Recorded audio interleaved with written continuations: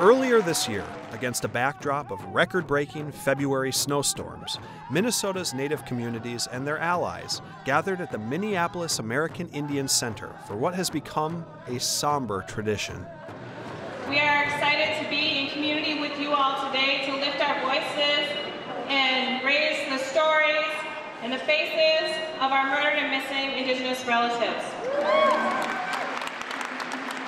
So I feel like at the core of this is really a day of mourning. So many people will tell me their story or their auntie or their cousin or their mom or grandma. And I think it's really a moment of mourning for all of those women.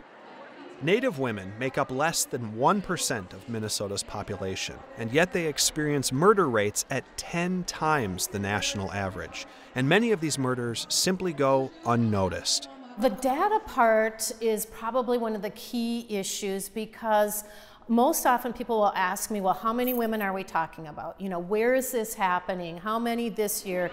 But we don't really know because there has not been specific data specifically on Native American women, whether they've gone missing or whether they've been murdered. According to one recent study, out of the estimated 5,712 nationwide murders of Indigenous women in 2016, only 116 were logged in the Department of Justice's database. And behind every unrecorded homicide, there's a family fighting to keep their memory alive. Last year on May 22nd, in Tower, Minnesota, my niece's life was taken. Her name was Wabashki Migazi Kwe Iban. She was 26 years old.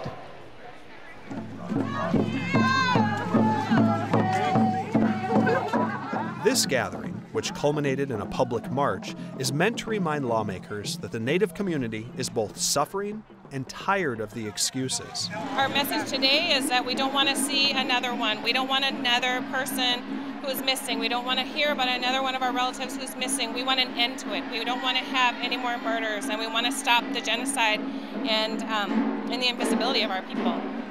I want to sing this song.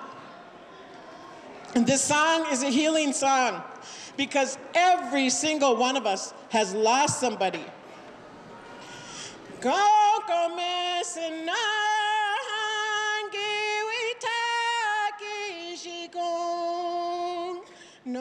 Back at the state capitol, these stories are beginning to be elevated through legislative proposals. One example, State Representative Kunish Podine has been working to establish a task force that will track and standardize homicide data in Native populations. Really what we'd like to do at the end of this task force is to get everybody across the board collecting the same data in the same way, recording it, however, in the same way so that they can work, you know, between jurisdictions, between agencies, between organizations. It's very challenging. State Representative Marion O'Neill, a Republican, is pushing legislation around a similar set of issues related to sexual assault and the consent terminology for minors. And one of the common concerns that runs throughout this work is an underground economy we haven't yet named out loud: sex trafficking. We as a state need to stand up and say enough. We just need to stop. And where it starts, in my view, is the men that are purchasing the sex. Because we have gone so far from a woman voluntarily doing this on her own accord. These are slaves. These poor people don't have an opportunity to get out. That's what we're finding. Sex trafficking is a huge problem, and the men that are buying it are just feeding it. It's also worth noting that many of these issues, which have plagued our state for decades, are gaining traction today because of the simple fact that the legislature itself is changing. Oh, absolutely. If you look at the last 3 years, how the legislature has changed, and as the color of our legislature changes, as the life experience of those legislators change, there's going to be some of that strength in numbers. How can I help?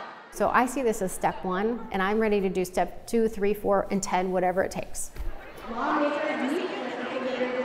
This year, thanks in part to the advocacy of Lieutenant Governor Peggy Flanagan, Governor Tim Walz has signaled his intention to fund the task force, a commitment that energized the audience at the American Indian Center.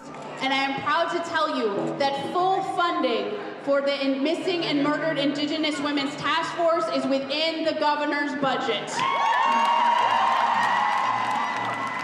The question now is whether the larger partisan dynamics in our state will subsume this particular set of issues, or whether the increasingly diverse voices at the Capitol can keep the safety of women off the policy bargaining table.